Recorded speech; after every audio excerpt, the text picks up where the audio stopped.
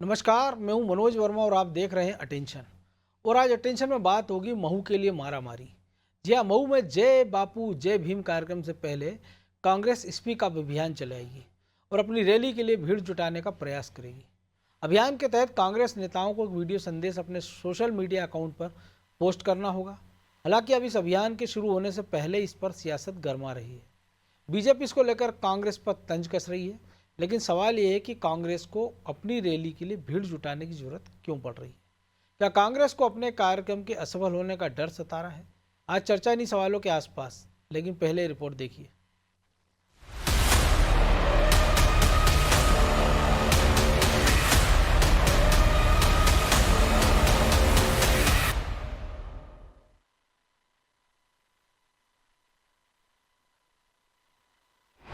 कांग्रेस चलाएगी speak up अभियान। Rally से पहले लोगों को जोड़ने का बनाया प्लान। 27 जनवरी को महू में होने जा रहे राहुल और प्रियंका गांधी के दौरे से पहले कांग्रेस स्पीक अप अभियान चलाएगी। इसके जरिए कांग्रेस की कोशिश जय बापू जय भीम जय संविधान रैली में लोगों को जोड़ने की रहेगी।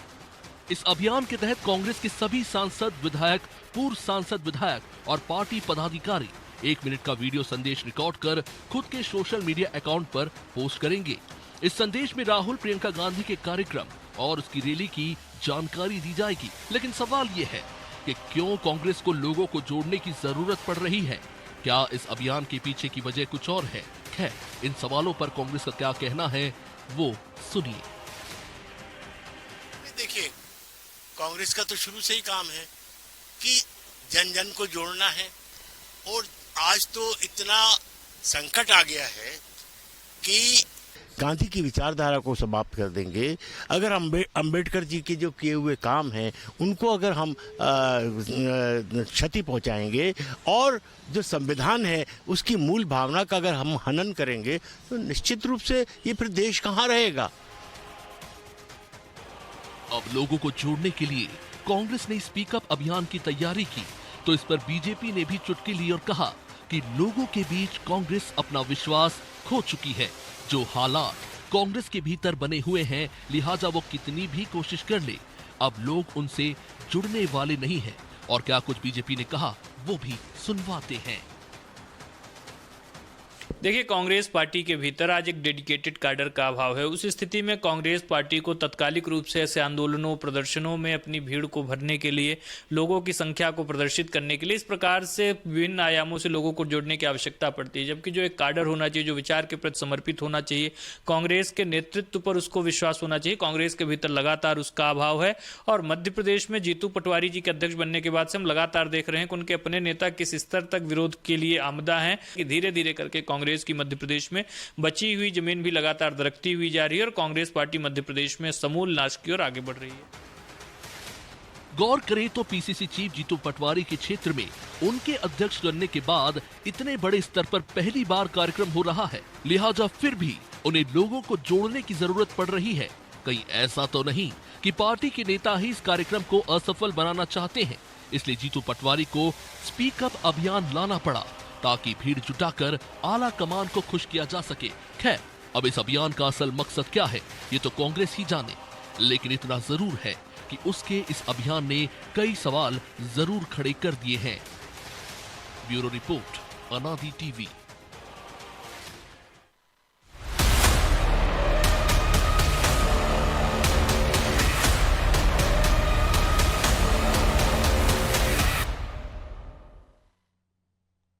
तो कांग्रेस के इस स्पीक अभियान के मायने क्या है और क्यों इसकी जरूरत पड़ी है, इसी को समझेंगे हमारे सहयोगी ब्रजेश चौकसी के साथ।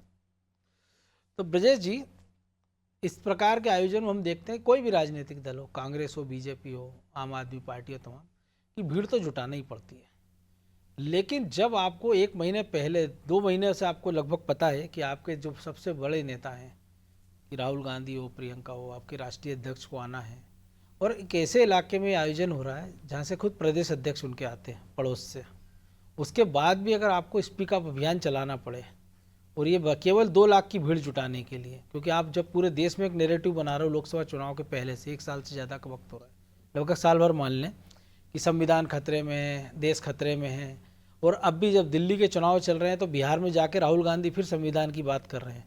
और ऐसे में कांग्रेस, जो कि मजबूत विपक्ष के रूप में मध्य प्रदेश में कही जा सकती है, भले सीटें कम हो लेकिन वोट शेयर के लिहाज से भी बात करें, तो ये अभियान उनको क्यों चलाना पड़ रहा है?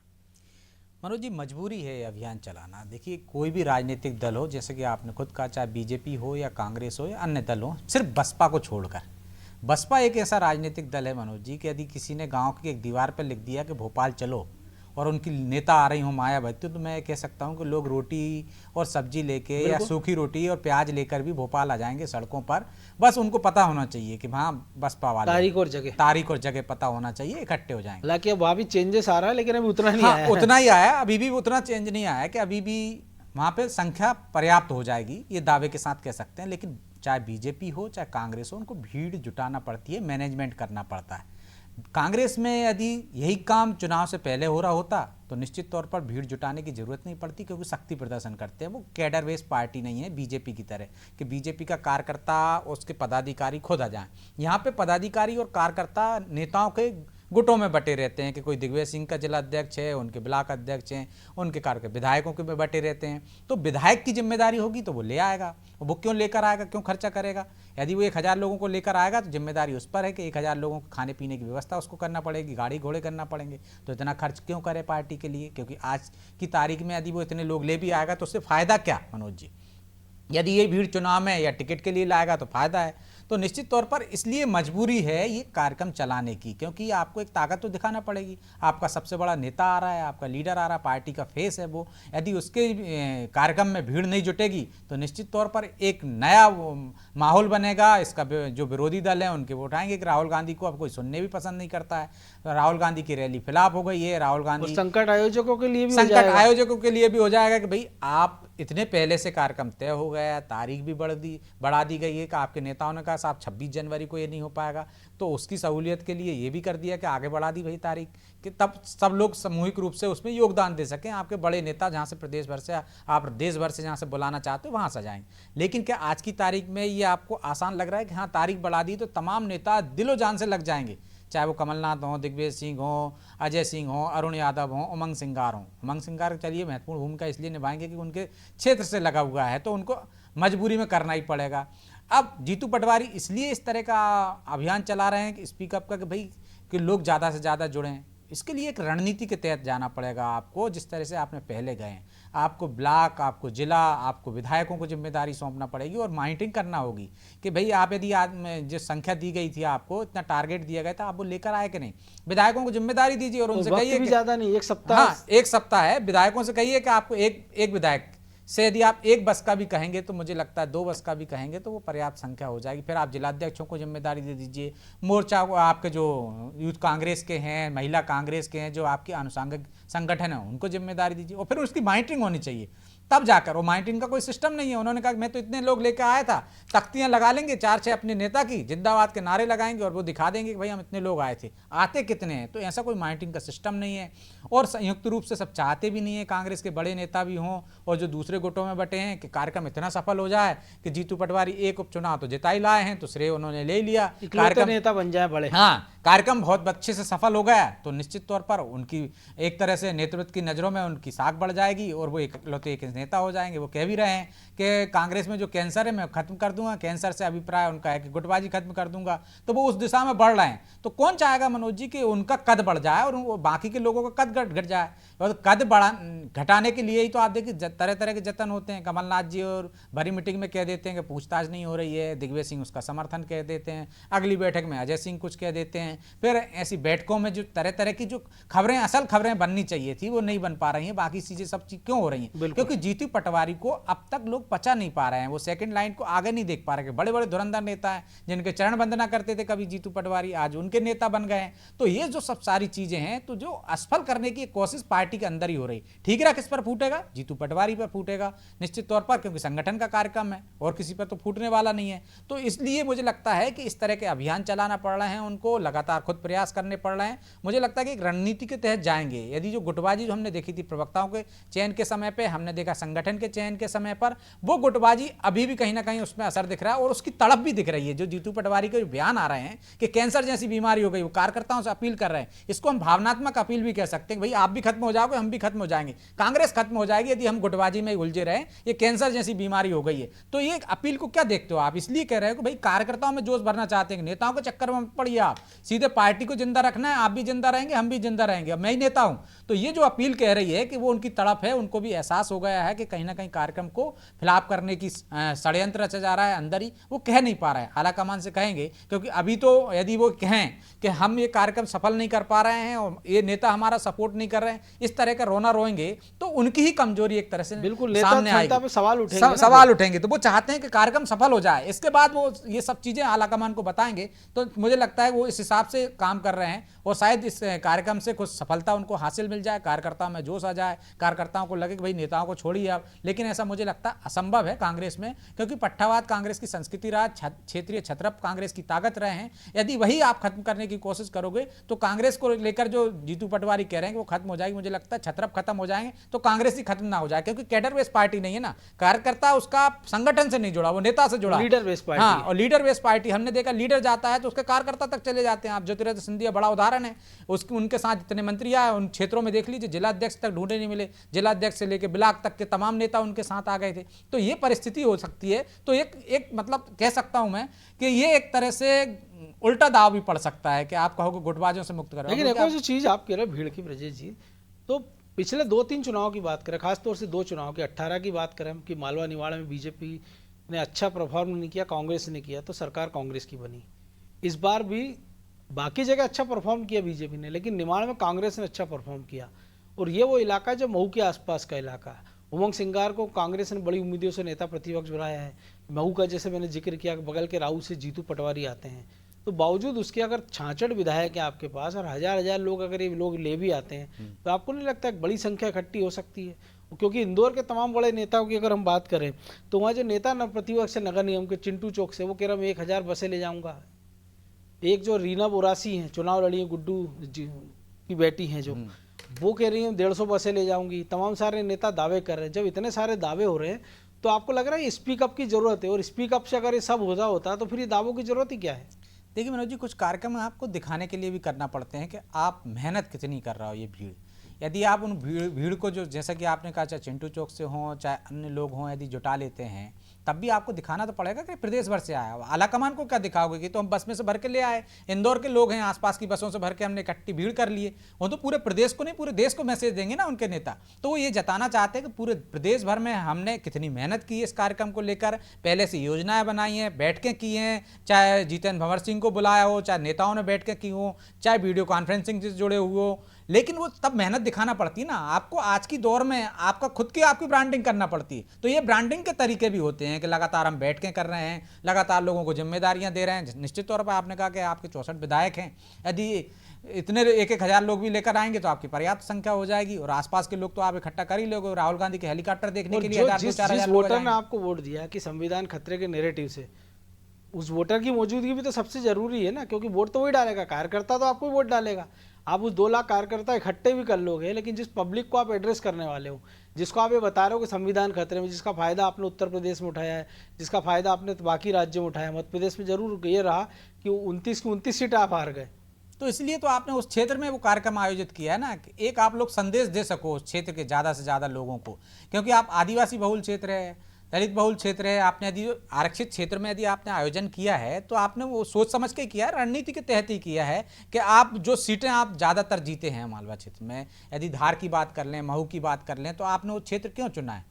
आपका वोट बैंक है, यदि वहाँ पे सेंधमारी हो रही है तो आपने इसलिए चुना है कि वहाँ पे लोगों को आप बता सकें कि अंबेडकर जी का जो संविधान है वो खतरे में है, वहाँ लोगों को आप डरा सकें कि आरक्षण को लेकर वो अपनी बात उन तक पहुँचा सकें बेहतर तरीके से। वही चीज़ आप भोपाल में कहेंगे तो उतना असर धार में नहीं होगा, महू में नहीं होगा। लेकिन ब्रजेश जी, आपको नहीं लगता कि इसका आयोजन कहीं और भी हो सकता था? हालांकि अब चूंकि अम्बेडकर की जन्मभूमि है, क्योंकि आप देखिए कि जो भारत जोड़ो यात्रा निकली उसी इलाके से, तो जिस इलाके से वो घुसी थी मध्य प्रदेश में बुरहानपुर से, वो सीट कांग्रेस हारी। जिस इंदौर से लेकर निकल पूरे वो घूम कर गए, वो पूरे इंदौर की 9 सीटें वो हार गए। जिस आगर से वो निकले तो केवल एक सुसनेर सीट है जो कांग्रेस जीत पाई थी, बाकी इस पूरे पट्टी की चुनाव आप हार गए। तो बेहतर होता कि ऐसी जगह पे आप ये आयोजन कर लेते जहाँ आप कमज़ोर नज़र आ रहे हो या आपको लगता था कुछ पोटेंशियल हो सकता था, बजाय इसके कि ऐसी जगह आप रैली कर रहे हो। देखिए मनोज जी, रणनीति का भी हिस्सा होता है कि आप संदेश कहाँ से देना चाह रहे हैं, क्योंकि आप पूरे देश में संदेश देना चाह रहे हैं, आप किसको एड्रेस करना चाह रहे हैं, उसमें ये भी महत्वपूर्ण बात है कि महू में आप कर रहे हैं तो आप अंबेडकर को लेकर ही तो चल रहे हैं ना, तो आप उनकी जन्मस्थली से वो बात कहेंगे तो ज़्यादा असर करेगी। और रही बात कि एक समय था ना आपका वो गढ़ हुआ करता था, आपका वहाँ पे जनाधार ज़्यादा हुआ करता था, आपकी सीटें ज़्यादा हो सकती थी, तो आप वहाँ यदि कमज़ोर हुए हो तो आप कोशिश नहीं करोगे कि जहाँ मैं कमज़ोर हूँ, जिस दाव में मैं हार गया हूँ उस दाव को और मजबूत कर लेता हूँ तो ताकि मैं सत्ता में वापसी कर सकता हूँ। तो वो बेल्ट ही आपको मजबूत करना पड़ेगी ना, जहाँ पे आपको लग रहा है कि संभावना है, इस नैरेटिव के साथ वो काम कर सकती हैं। उस नैरेटिव के साथ आप विदिशा में आयोजन कर लीजिए, उस नैरेटिव के साथ आप भोपाल में आयोजन कर लीजिए मनोज जी, तो क्या आपको लगता है कि आसपास की सीटें आप उस नैरेटिव के साथ जीत जाएंगे? निश्चित तौर पर नहीं जीत पाएंगे। जहाँ आपको संभावना लगेगी वहाँ मेहनत करोगे आप। तो मुझे लगता है कि कांग्रेस ने रणनीति के तहत ही सोच समझकर ही महू का चयन किया है, ताकि वहां से वो लोगों को ज़्यादा से ज़्यादा एड्रेस कर सकें, ज़्यादा से ज़्यादा लोगों को प्रभावित कर सकें और अपने पाले में ला सकें। वहां पर उनको संभावना ज़्यादा दिख रही होंगी। भले ही हम कह सकते हैं कि भारत जोड़ो यात्रा के दौरान उनको वो सफलता उस बेल्ट में नहीं मिली, लेकिन एक समय तो था वहाँ सफलता मिली। और ये भी कहा जाता है कि यदि मध्य प्रदेश की सत्ता में आपको वापसी करना है तो किन क्षेत्रों से करोगे आप? आदिवासी क्षेत्रों से करोगे, आदिवासी बहुल क्षेत्रों से, मालवा निवाड़ से आप 66 सीटों से बहुल करोगे तो दाव वहीं लगाएगा ना व्यक्ति, एनर्जी वहीं खर्च करेगा जहां से उसकी संभावना है, जहां से सत्ता में वापसी हो। तो मुझे लगता है यही खिलावन चंद्राकर जी जुड़ गए हमारे साथ, वरिष्ठ पत्रकार है। खिलावन जी, जिस प्रकार की तैयारी कांग्रेस कर रही है महू को लेकर, तो ऐसा नहीं लगता है कि कुछ एक प्लानिंग के साथ होना थी, जो वो रणनीति दिख नहीं रही है? क्योंकि पहले एक तारीख आती, फिर दूसरी तारीख, और एक भीड़ जुटाने के लिए अभियान चलाना पड़ रहा है। तो बेहतर नहीं होता है कि अगर राहुल गांधी, प्रियंका या मल्लिकार्जुन खड़गे आ रहे हो और अम्बेडकर के संविधान वाला मामला है, जो एक नए नारे के साथ कांग्रेस पब्लिक के बीच में जा रही है, तो पूरे देश के लोगों को इसमें जुटा लेते? क्योंकि याद करिए पिछली बार जब महंगाई के खिलाफ एक बड़ा प्रदर्शन किया था तो उसके लिए उन्होंने राजस्थान का चयन किया था। कांग्रेस के तमाम सारे दिग्गज और विपक्ष के नेता जुटे थे। तो इसमें भी कांग्रेस अपने नेताओं के साथ साथ बाकी और नेताओं को बुला लेती इंडिया गठबंधन के, तो एक अच्छा मैसेज जा सकता था। देखिए मनोज जी, कांग्रेस का अभी सबसे बड़ा जो निशाना है वो संविधान को लेकर के, संविधान बचाने को लेकर के बार बार भाजपा पर हमलावर रहती है। और मुझे लगता है कि जिस तरह से पिछले लोकसभा चुनाव में एनडीए ने जिस तरह से काम किया, इंडिया गठबंधन ने, और कुछ ज्यादा सफलता मिली, तो मुझे लगता है कि ये संविधान बचाओ का जो नैरेटिव रखा गया था उस सब चुनाव में, वो सबको पसंद आया, सभी विपक्षी दलों को पसंद आया। जो भाजपा को विरोधी, विधानसभा चुनाव हो गए ना, एक बड़े गठबंधन हमने देखा। जो महाराष्ट्र की स्थिति, महाविकास आघाड़ी आप देख लीजिए, कांग्रेस के कितने नंबर्स आए। आप वहां हरियाणा में देख लीजिए कि जो जीता हुआ चुनाव था, और दिल्ली में जब चुनाव होना तो राहुल गांधी जो रैली है वो बिहार में कर रहे हैं। देखिए, कांग्रेस का जो लक्ष्य है वो संविधान बचाओ आंदोलन को लेकर के, संविधान बचाने को लेकर के बहुत ज्यादा आगे बढ़ रहे हैं ये। और अभी का विषय भी संविधान ही है, और जब संविधान का नाम आता है तब बाबा भीमराव अंबेडकर को लेकर के चर्चा होती है। और जब अंबेडकर की चर्चा होती है तो उनकी जन्मस्थली महू को ही की भी चर्चा की जाती है। संभवतः यही कारण है कि महू को इस कार्य के लिए कांग्रेस ने चुना है। और निश्चित रूप से 27 तारीख को जो बड़ा आयोजन होने वाला है, जिसको इन लोगों ने जय भीम, जय गांधी, जय संविधान का नाम दिया है, तो मुझे लगता है कि इस पर बहुत तेजी से काम करने की, हालांकि बहुत तेजी से काम करने की जरूरत थी, लेकिन जिस तरह से कांग्रेस कर रही है बहुत धीमी गति से, और अब जब समय बिल्कुल नजदीक आ गया है तो कुछ तेजी दिखाई दे रही है। तो मुझे लगता है कि कम से कम प्रदेश के कई जिलों से बहुत से ज्यादा संख्या में पहुंचे लोग, वैसे 2 लाख का लक्ष्य रखा गया है, तो मुझे लगता है कि यदि कांग्रेस बहुत तेजी से प्रयास करे तो इस लक्ष्य को पूरा करने में कोई दिक्कत नहीं आएगी। लेकिन आज ही कैलाश विजयवर्गीय ने कहा है कि जो संविधान की बात कर रही है कांग्रेस, और उसने जो कुछ किया अंबेडकर के साथ, उसके लिए तो उठक बैठक लगा के माफी मांगना चाहिए राहुल गांधी को। इंदौर के महापौर पुष्पमित्र भार्गव चुनौती दे रहा है राहुल गांधी को कि संविधान पे अगर आपको इतनी चिंता है तो संविधान तो हमने बचाया, आप हमसे बहस करके देख लीजिए। देखिए, जब से संविधान बचाने को लेकर के कांग्रेस ने अपना एक नैरेटिव सेट किया है और भाजपा पर लगातार आरोप लगाती रही है, तब से भाजपा ने यह कहना शुरू कर दिया। पहले भी कहते थे कि ये जब इनको मंत्रिमंडल से हटा दिया गया उनको सम्मान नहीं दिया गया, भीमराव अंबेडकर को कांग्रेस के द्वारा, इस तरह की बातें जो है लगातार कही जाती थी। लेकिन अब चूंकि भीमराव अंबेडकर के जन्मस्थली में ही यह कार्यक्रम रखा गया और संविधान को लेकर के कार्यक्रम रखा गया है, संविधान बचाने को लेकर के, तो मुझे लगता है कि कांग्रेस के ऊपर भाजपा का जो हमला है सिर्फ और सिर्फ भीमराव अंबेडकर के तथाकथित रूप से अपमान करने के आरोप जो कांग्रेस पर लगते रहे हैं, उसी पर केंद्रित होकर लगातार एक और चीज है खिलावन जी, दिलचस्प है जो आपने का आरोप का जिक्र किया है। तो अभी तक कांग्रेस और बाकी जो विपक्ष वो आरोप लगाता रहा है कि बीजेपी जो है ईवीएम में गड़बड़ी करती है, और आज तो कैलाश विजयवर्गीय ने कहा कि मतगणना में गिनती गड़बड़ी करके अंबेडकर को हराया गया था। देखिए, तरह तरह के आरोप और इसका आरोप भी वो कांग्रेस पे लगा रहे हैं। तरह तरह के आरोप कांग्रेस पर लगा रहे हैं बीजेपी के लोग, और पहले भी लगाते रहे हैं कि अंबेडकर अपमान किया, दलितों का अपमान है ये, और संविधान सभा में जिस तरह से जब संविधान लागू हो उसके बाद से जब उनकी अनदेखी की गई, मंत्रिमंडल को लेकर के है, उनको चुनाव हराने को लेकर के है, इन सब बातों पर जो आरोप प्रत्यारोप हो रहे हैं लगातार, और कई जगह जो अंबेडकर के अपमान की बातें लगातार आती है, और उस पर जो है भाजपा जो है कांग्रेस पर हमलावर हो जाते हैं। तो मुझे लगता है कि इन सब बातों से एक तरह से इस जो 27 तारीख का आयोजन है उसको को टारगेट करके ये सब बयानबाजी की जा रही है। और मुझे लगता है कि देखिए, विपक्ष की जो विरोधी पक्ष है उनकी तो बयानबाजी होती ही रहती है, तो कांग्रेस को लेकर के यदि भाजपा का बयान सामने आया तो मुझे लगता है उससे ज्यादा इस आयोजन पे बहुत ज्यादा फर्क नहीं पड़ने वाला है। और यदि कांग्रेस प्रयास करे तो आज भी अंबेडकर के अनुयायी, अंबेडकर को मानने वाले और कांग्रेस के कार्यकर्ता जो कि तीनों शीर्ष नेता वहां पहुंच रहे हैं, प्रियंका गांधी पहुंच रहे, राहुल गांधी पहुंच रहे हैं, खड़गे जी पहुंच रहे हैं, तो मुझे लगता है इन सब को लेकर के कांग्रेस को अच्छी सफलता मिल सकती है। लेकिन कांग्रेस जब प्रयास करे, पूरी तरह से, पूरी ईमानदारी से प्रयास करे कि इस आयोजन को ज्यादा से ज्यादा भव्य बनाना है, तो मुझे लगता है कोई कारण नहीं है कि ज्यादा से ज्यादा भीड़ नहीं जुटाई सके, और संदेश जो कांग्रेस को देना है वो लोगों तक पहुंच सके। जी, सबसे बड़ा सवाल तो ये ना कि जो भीड़ तो आप जुटा लोगे, लेकिन वो भीड़ क्या वोट में कन्वर्ट होगी, इसकी चिंता मुझे लगता है कांग्रेस को सबसे पहले करना चाहिए। बहरहाल वक्त इतना ही था, बहुत धन्यवाद खिलावन जी। तो निश्चित तौर पर मऊ में भीड़ जुटाने के लिए मारामारी चल रही है, लेकिन वो भीड़ कितनी जुटी है तो 27 तारीख को पता चल पाएगा। लेकिन इतना तो तय है कि अंबेडकर के बहाने सियासी पारा फिर से चढ़ा हुआ है। लेकिन सवाल ये है कि जब मध्य प्रदेश में चुनाव में 4 साल का वक्त है और लोकसभा चुनाव में 4.5 साल का वक्त है, ऐसे में एक बड़ा आयोजन करके क्या कांग्रेस इस टेम्पो को अगले चुनाव तक बरकरार रख पाएगी, या जो महू से जो भी कुछ वो लेकर उठेगी कांग्रेस उसको पूरे देश में पहुंचा पाएगी, ये देखना दिलचस्प होगा। अटेंशन में आज इतना ही, मुझे दीजिए इजाज़त और आप देखते रहिए अनादि टीवी। नमस्कार।